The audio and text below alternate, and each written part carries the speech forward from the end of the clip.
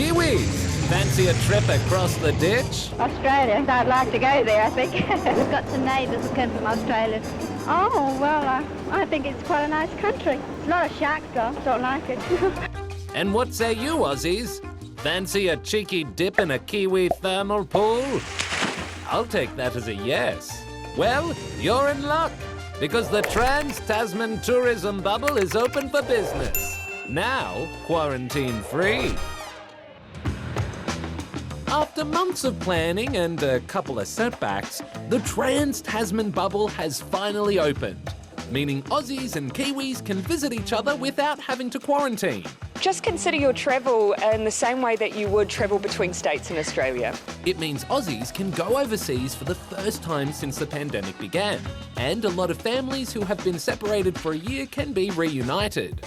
We had a family reunion planned in New Zealand. The dates changed a couple of times because of border closures. And when I get back, I want to meet loads of cousins that I haven't met before, and I get to eat amazing Māori food. Of course, like all things COVID, things can change quickly.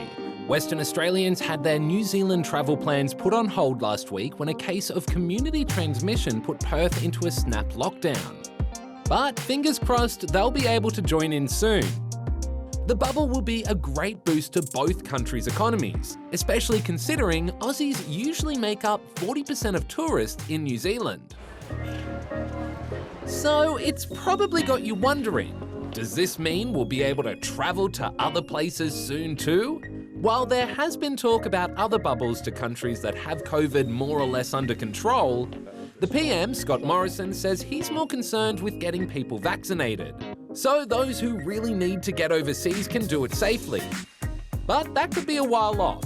See, our vaccination rollout is taking a little longer than expected. Partly because of supply problems and some rare cases of side effects, which has meant the AstraZeneca vaccine isn't being recommended anymore to people under 50.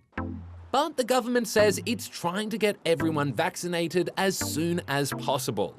Other countries are trying to do the same thing, but the pandemic is far from over. And it could be a while before the world gets back to normal and we can start thinking of travelling to other places. It's what makes this bubble so special. And a lot of Aussies and Kiwis are grateful to be back together again.